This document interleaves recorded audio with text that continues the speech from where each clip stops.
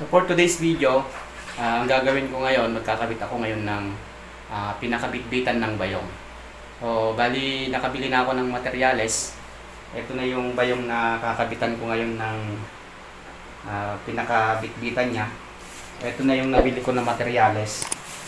Ito yung hose na ikakabit ko dito sa pinakabitbitan ng bayong. And then ito yung ilalagay ko sa loob ng hose. Yan. So strap din siya. And then yun na yung natapos ko nung una. And then ito na lang yung itutuloy ko ngayong araw. Ito yung bayong na to. So samahan nyo na naman ako ngayon sa aking gagawin dito na pagkakabit ng bitbitan ng bayong. Tara, samahan nyo ako.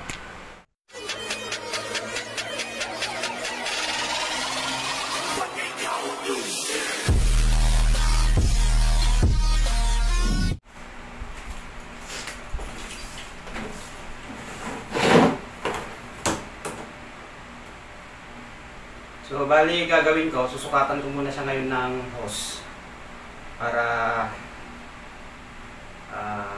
makita ko kung ano yung babagay sa kanya. So, kung magkakabit kayo ng ganito, depende na yun sa inyo kung gaano kahaba yung ilalagay yung hose dito. So, titingnan ko na lang kung anong yung babagay sa kanya na sukat dito.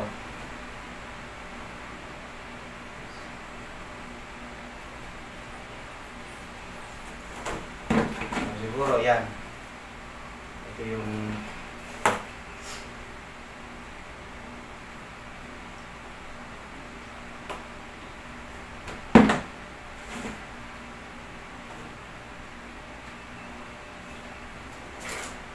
tamtaman lang. Tamtaman lang yung sukat na ilalagay ko dito. Ganito lang kahaba yung ganun. Hindi ko na kailangang sukatin pa ng tape measure para makuha ko yung sakto sa kanya. So yung babagay na lang sa kanya yung kinukuha kong dito sukat. So tinatansya ko na lang yung haba. Depende na rin sa inyo kung gaano kahaba yung gusto nyong ilagay dito kapag halimbawa gumagawa kayo ng bayong. So magpa-pattern ako. Bali ito yung sobra ko dati. At ito naman yung binili ko kanina. Binili ko na hose. Malalaki ito. Malalaki itong hose na to. Kakasya yung strap na to dito sa loob.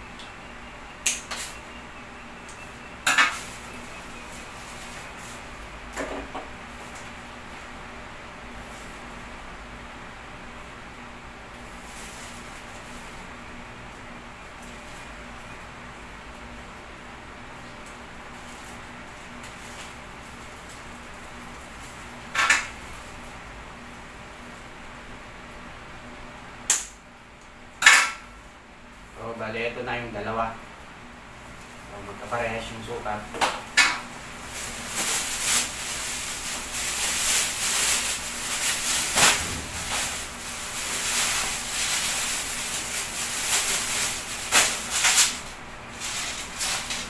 At ito naman yung strap na ilalagay ko dito sa loob. So, bali, saktong-sakto lang ito dito sa loob ng hose. Ayan o. So 9mm yung ginagamit ko dito. So saktong-sakto siya. So bali doble yung ilalagay ko dito para mas matibay. Kasi since malaki ito, ibig sabihin baka mas marami yung ikakarga nung mag-order. So kaya mas maganda kung doble yung ganito para mas sigurado na matibay pitpitan niya.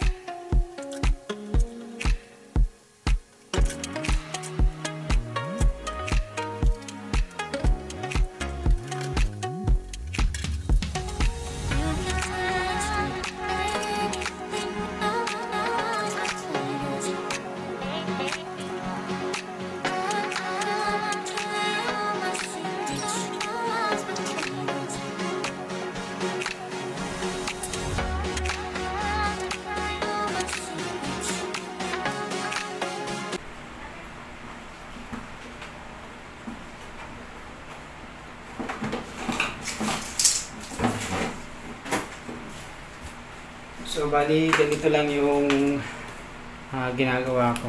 Ayan o. X lang siya. X lang.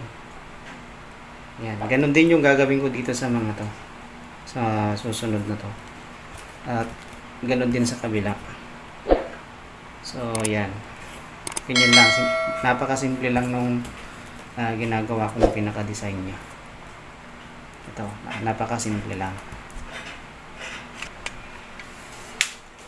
So, bali, ito na nga yung kinalabasan nung nilagyan ko na bitbitan na bayong. So, natapos ko na rin. So, yan o. Yan yung itsura ng malaking bayong na natapos ko na. Na nalagyan ko ng bitbitan ngayong araw. So, bali, talagang maluwang yung loob niya talaga. Ito. Kung sa tibay yung pag-uusapan, matibay na matibay siya talaga. Kung mabigat, sabihin yung mabigat, hindi naman siya kabigatan. So, saktong-sakto lang yung bigat niya. And then, kaya niyang magkarga ng mas marami kaysa dun sa nauna. So, bali, ito nga pala yung yan. So bali yan na yung bayong na natapos ko na. Yan na. So ito yung malaki, ito yung susunod, yung nauna kong ginawa noon. So bali kukunin na to ng may order kasi binabalik-balikan kaya tinapos ko na ngayong araw.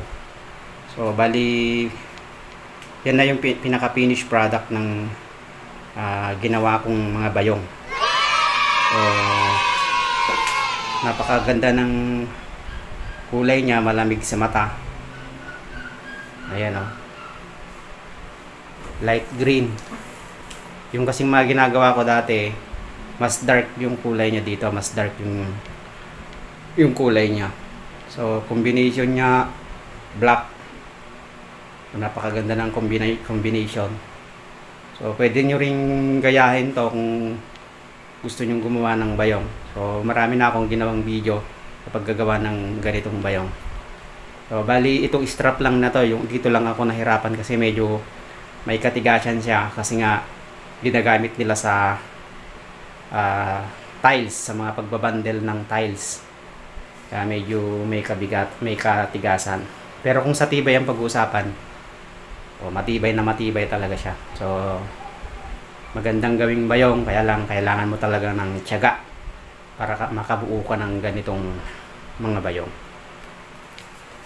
So yan yung mga natapos ko na bayong. So, siguro hanggang dito ko na lang din siguro tatapusin ang video ko na to. Pero syempre kung nagustuhan mo, huwag mong kakalimutan na i-like, i-share, at syempre kung may comment ka, mag-comment ka na lang din dyan sa baba.